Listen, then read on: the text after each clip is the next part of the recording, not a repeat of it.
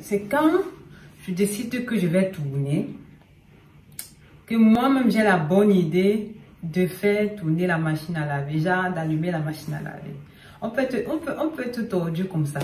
Genre vraiment, est-ce que c'est possible en fait? Bref, on va voir avec. On commence.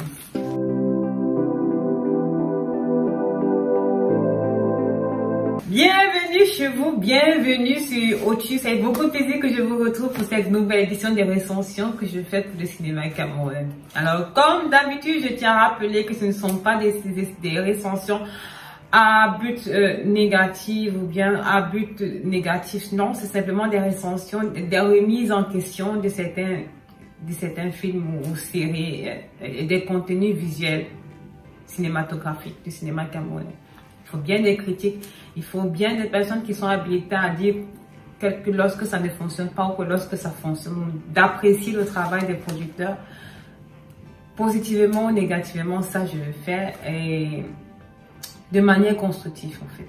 L'appréciation doit être constructive en fait. Et ça, je pense que c'est ce que, pour ceux qui me suivent, pour ceux qui m'écoutent en fait, vous savez que je le fais de manière avec un minimum de professionnalité, avec un minimum de détails sur le pourquoi et le comment des choses.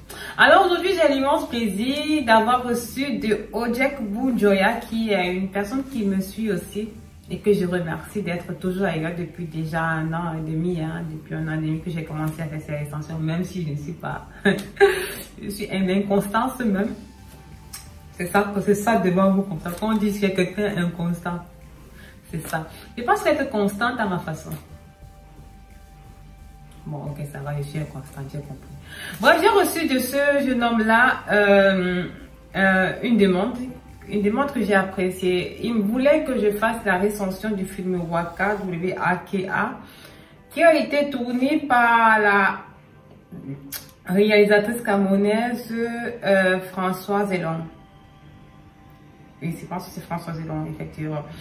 Et donc, il m'a demandé de recenser ce film-là. Alors, si vous aussi vous avez des films que vous souhaitez, des films camerounais, pas des films...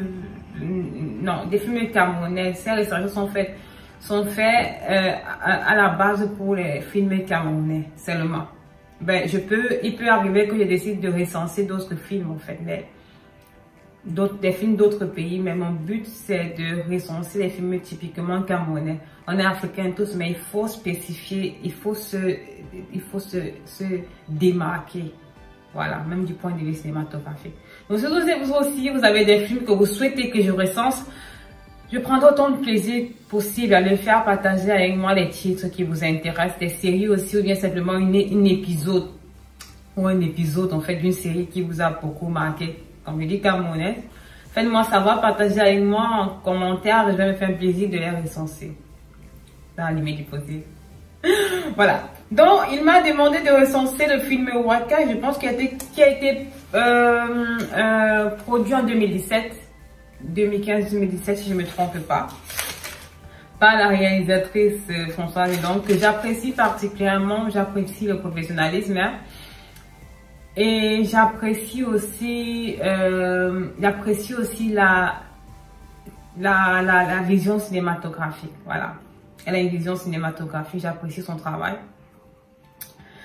Bon, ma recension va s'étendre sur différents aspects. Voilà. En premier lieu, je vais parler... Alors, je tiens à dire, ce film, normalement, est supposé être un film camerounais. Je vais vous expliquer plus tard pourquoi c'est supposé être un film camerounais et pourquoi ce n'est pas en réalité un film camerounais, parce que ça n'entre pas dans le modèle cinématographique camerounais. C'est supposé être un film camerounais, tourné au Cameroun par une Camerounaise. Donc, je vais parler de ce problème-là de modèle et de template en fait qui existe dans le cinéma et comment reconnaître en fait.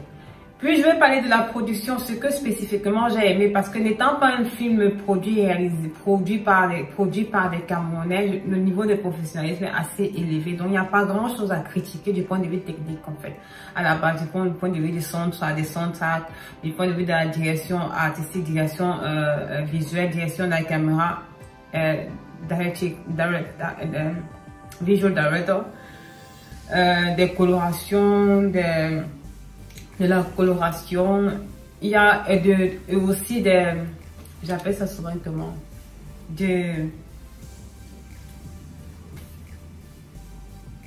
en général, en fait, des luminosité, tout ce qui est technique, en réalité, il n'y a pas grand chose à dire. Mais ce dont j'aimerais noter dans un deuxième partie, ça sera sans aucun doute les scènes sexuelles. Voilà, c'est une des choses que généralement dans le cinéma camerounais, on pourrait retenir de très bien tourner dans ce film-là. Vraiment très bien fait parce qu'ils se sont, on va parler de ça plus tard. Moi, je vais aussi parler des ratés. Je vais parler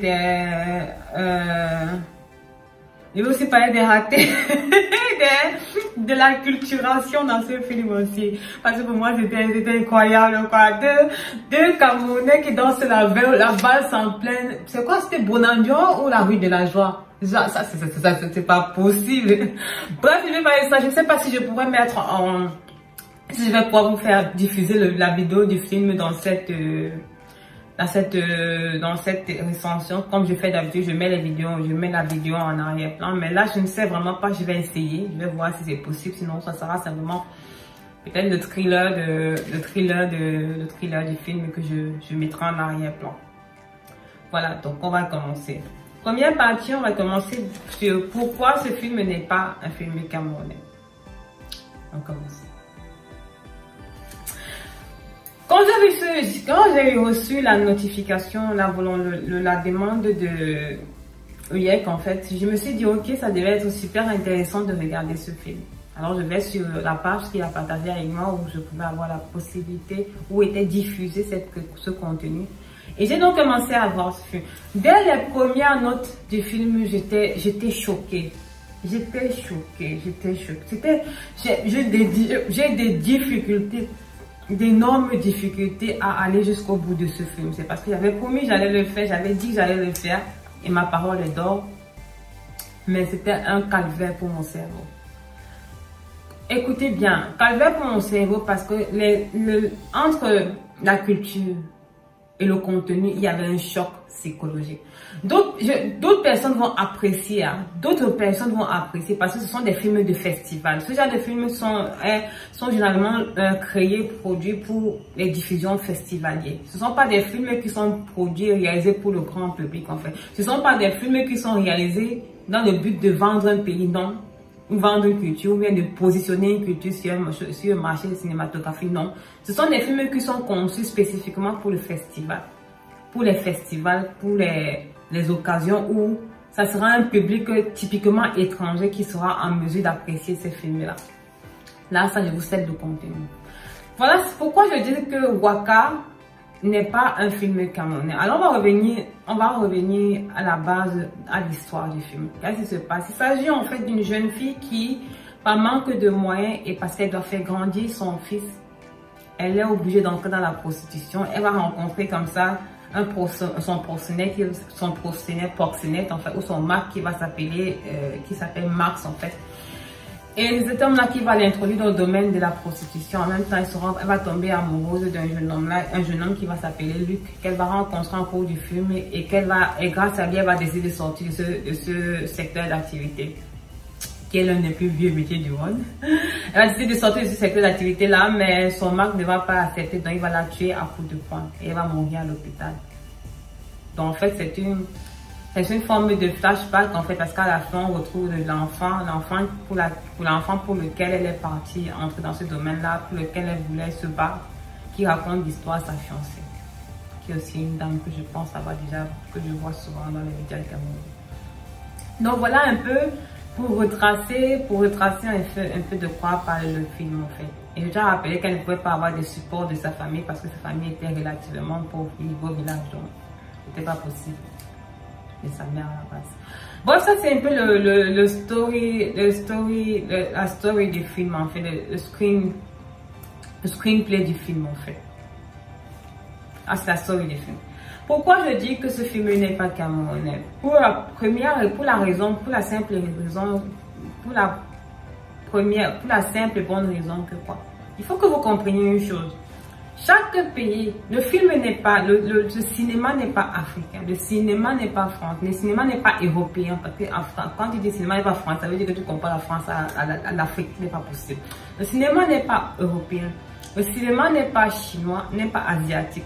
Le cinéma est américain. Lorsque le cinéma a été, la télévision a été créée, lorsque le cinéma, Hollywood a commencé à générer les premiers contenus cinématographiques, ils ont développé dans le processus ce qu'on appelle des modèles cinématographiques. Des modèles cinématographiques qui font référence à la culture, mais à la représentation que ce pays-là, ou bien ce continent-là, ou bien ce territoire-là veut renvoyer lorsqu'on regarde ces films-là.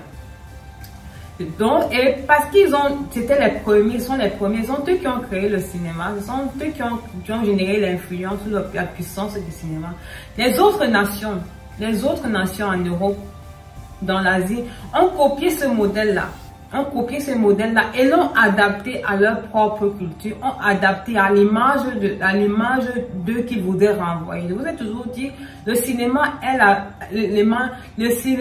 le média, ou le cinéma est le contenu, le cinéma est le procédé le plus puissant pour influencer les masses. C'est le cinéma qui permet de faire connaître la puissance d'un pays, d'une nation, d'une culture. C'est le cinéma qui permet de raconter l'histoire d'une nation ou d'une culture. Ce n'est qu'au travers du cinéma, des histoires racontées, parce que ce n'est que du storytelling qu'on pourra raconter autrement la culture camerounaise. Ce n'est qu'au travers du cinéma et au travers des influenceurs du social media. On parlera de ça, des médias sociaux aujourd'hui. On parlera de ça plus tard, mais l'élément le plus important, c'est de savoir, c'est le cinéma, ce n'est pas le journal, ce n'est pas, non, c'est le cinéma, ce sont les films, ce sont les séries qui permettent aux téléspectateurs d'entrer à l'intérieur d'un contenu et de comprendre comment les personnes de ce contenu-là, et donc, respectivement de cette culture-là, réfléchissent, pensent et quelles sont leurs différentes spécificités. Voilà. C'est pour ça que vous comprendrez facilement, vous arriverez facilement dans des espaces où on dira, ah, est-ce que vous avez entendu parler des Camerounais? Oui, parce qu'on a des personnes qui vont les connaître sans jamais être venus au Cameroun, connaîtront les comportements des Camerounais simplement parce qu'ils ont vu des films camerounais, ils ont vu comment on s'exprime, ils ont vu comment on interagit. À partir de là, pour eux, ils sont déjà venus au Cameroun, mais en fait, ils ont entendu parler du Cameroun, ils connaissent le Cameroun au travers de ce qu'on les a renvoyé, le contenu auquel ils ont eu accès. Voilà. Donc, comme j'expliquais, chaque pays a créé un modèle, a développé un modèle. Le modèle principal était le modèle américain. Et au travers de ce modèle, donc, ils ont créé une mutation. Et ils ont proposé ce modèle-là comme le représentatif de leur culture. Dans le cas du Cameroun, on est encore dans le processus de création de notre modèle cinématographique. On est encore dans le processus de création de notre essence cinématographique. Le Nigeria, lui, par contre, il a déjà trouvé son modèle cinématographique. Quand on voit un film nigérien, on sait que c'est un film nigérien. À parité que ce soit des Noirs qui jouent à l'intérieur, ils ont une façon de jouer, ils ont une façon d'interagir, mais il y a un mouvement de fluidité à l'intérieur du film. Ce mouvement de fluidité détermine le rythme du film et détermine comment l'histoire est construite dans le film. Ce qui permet de savoir que là c'est un film nigérien, là c'est un film ghanéen, là c'est un film sud-africain. C'est au travers de comment l'histoire est racontée, au travers du dynamisme qui est intégré, au travers de la construction linguistique, du langage. C'est pour ça que je reviens, je dis toujours, faites attention à quel langage vous utilisez dans un film. Dans le cinéma camerounais, parce qu'on ne pouvait pas utiliser le langage, vous ne pouvez pas, comme on dit, wattiser, parler comme des Français, lorsqu'en réalité vous voulez renvoyer la culture camerounaise. Vous êtes simplement en train d'adapter le modèle français à la culture camerounaise. Et ça ne fonctionne pas, ce n'est pas nous. C'est-à-dire, le but c'est qu'il faut comprendre pourquoi est-ce que vous faites des films. Pourquoi est-ce que vous créez. Si vous créez des films pour les festivals, alors je comprends. Vous n'avez aucune intention de vendre la culture camerounaise à l'étranger. Mais si vous créez des films dans le but de promouvoir le territoire, dans le but de représenter le territoire à l'extérieur, dans le but de montrer comment on est, comment on vit, quelle est la vraie nature du peuple camerounais, alors vous n'allez pas utiliser le template, le modèle cinématographique de notre pays pour l'adapter à notre culture. Voilà. Comment on reconnaît un modèle à un autre modèle? On reconnaît un modèle sur différents principes. Moi, je vais vous citer 4 principes. Oui. 4 ou 5 principes que moi je connais. Après, d'autres vous diront qu'il y en a beaucoup plus, mais c'est sur études et analyses que je peux le dire. Le premier principe, c'est l'évolution historique. Comment une histoire évolue, comment une histoire est conçue, détermine le modèle pour lequel il a été créé, le modèle sur lequel il a été créé. Dans les films, dans les cultures anglo-saxonnes, en fait, vous verrez que le modèle historique est assez pragmatique. C'est assez pragmatique. Il y a une certaine construction, mais il y a un certain fil rouge, en fait. Un certain fil rouge direct qui vous permet d'arriver, de quitter du début de l'histoire à la fin. Il y a un certain fil rouge, en fait, qui utilise une certaine vitesse de production, qui utilise une certaine continuité. Il y a une certaine distance entre chaque scène. C'est-à-dire, on ne cherche pas d'allonger. On ne cherche pas à allonger, comme c'est généralement le cas dans les cultures, dans les pays africains, simplement parce que chaque culture a sa façon de communiquer. C'est sur la base de comment nous on communique, notre rapport au détail, notre rapport, comment on raconte l'histoire, qu'un modèle sera créé. Donc les cultures anglo-saxonnes, dans leur façon de communiquer, sont assez directes en fait. Mais ils construisent le détail, pour faire voyager en fait l'interlocuteur. Donc ce qui fait que normalement dans leur modèle, on aura une évolution historique différente par rapport à une culture francophone, par rapport à un pays francophone. Il y a aussi ce que je vais à la deuxième chose, c'est la tonalité. En fait, certaines cultures, certains pays ont des tonalités différentes par rapport à d'autres. Moi, je me réfère énormément à la culture anglo-saxonne et américaine en général. La tonalité est très vivante, en fait, très puissante. Ils sont toujours dans... Par exemple, les États-Unis sont toujours dans leur film, c'est nous les plus puissants, c'est nous les meilleurs, c'est nous. Donc, ce qui fait que cette tonalité, cette volonté de montrer leur supériorité, ça se retraduit dans le film, dans le cinéma, au travers de la tonalité. Mais ça se retraduit aussi dans le cinéma au travers de la construction rythmique, en fait. Les films américains sont en général très dynamiques. C'est très dynamique, très vif. Alors que les films français sont très nostalgiques. Ils sont beaucoup dans la dramaturgie, beaucoup dans le drame, beaucoup dans la mélancolie. Voilà, c'est le mot que je dis. Beaucoup dans la mélancolie. Même lorsque c'est un film d'action, c'est mélancolique. Même lorsqu'un film américain est tourné en France, il respecte le concept de mélancolie. Si vous voyez toutes les trilogies de 50 films et Tom Hanks qui ont été attachés à l'histoire de l'Église, vous verrez que quelle que soit l'intégration de la culture américaine, il y a toujours cette mélancolie à l'intérieur. C'est soit un personnage français intégré à l'intérieur qui emporte cette mélancolie-là, cette nostalgie historique-là, ou bien c'est simplement aussi le fil des actions qui apporte ça. Parce que c'est la production même française qui est comme ça. C'est le modèle français même qui est comme ça en fait. C'est comme ça. Modèle français, le modèle belge, ils ont cette construction-là. Pourquoi? Parce que leur rapport à la culture est très important. C'est ça que vous voyez comme le domaine comme le luxe ou bien simplement le brand en fait, la marque française, tout ce qui est marque made in France en fait, a toujours un rapport au passé, a toujours un rapport à l'héritage passé. Pourquoi? Parce que justement ils ont ce rapport, ils ont cette volonté là de toujours ramener tout le présent au passé, de toujours connecter le présent au passé, et cela se répercute aussi dans leur film. C'est leur façon de raconter l'histoire de leur pays, en fait. C'est leur façon de raconter l'histoire, en fait, du je suis français. Et ça s'intègre dans le cinéma. Un autre point dont j'aimerais parler lorsqu'on parle d'un modèle dans le cinéma, on parlera aussi de la coloration. La coloration, alors, beaucoup de personnes pensent que c'est la télévision qui donne une certaine coloration au film. C'est ce que je pensais à l'époque, quand j'étais très jeune, c'est ce que je pensais. Parfois c'est parfois c'est votre écran qui le fait. Parfois c'est le responsable, cette personne-là qui s'occupe des color correction qui le fait. Mais aussi parce qu'il veut établir une certaine ambiance, parce qu'il veut définir un certain mood en fait, il veut développer une certaine émotion. Mais vous devez aussi savoir que chaque pays a une coloration spécifique. C'est-à-dire que Chaque pays, même si le réalisateur utilise, même si le color corrector colore les couleurs, va colorer le film, va colorer toutes les parties du film en fonction de ce qu'il veut ressortir comme émotion, en fonction de la typologie du film, en fonction de l'orientation du film et du rythme du film.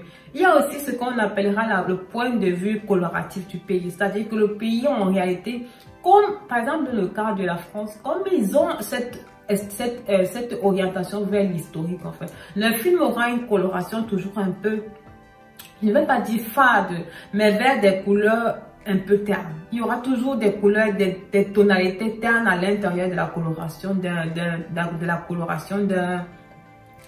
d'un color grader français. Pourquoi? Parce que c'est la représentation même de Made in France. Vous voyez un peu. Même dans le sud, vous voyez, même dans la télévision, lorsqu'il y a des chaînes, pas des chaînes, des émissions télévision, des émissions télévisées françaises, il y a toujours une petite coloration terne en fait, même belge, tout ce qui est francophone, il y a toujours cette petite coloration terne en fait, petite, même si c'est vif parce que on est dans le live, on est dans les émissions qui nécessitent beaucoup d'interactivité, mais surtout un éveil psychologique élevé du spectateur. On a quand même parfois toujours quelque part, ou bien dans des reprises, toujours cette tonalité terne qui revient à l'intérieur du color grading. Et ça, c'est la représentation même, c'est la construction même du modèle, de chaque modèle, différemment du modèle américain qui est toujours très vif, qui est très lumineux, et beaucoup dans la lumière, beaucoup dans la couleur, beaucoup dans le dynamisme. Pourquoi? Parce que c'est la coloration qu'ils ont donnée à la vision qu'ils ont et qu'ils veulent renvoyer en général, qu'ils veulent renvoyer de leur pays. Voilà. Donc ce sont ces éléments. Et le dernier élément qui définit le modèle d'un pays, c'est le langage.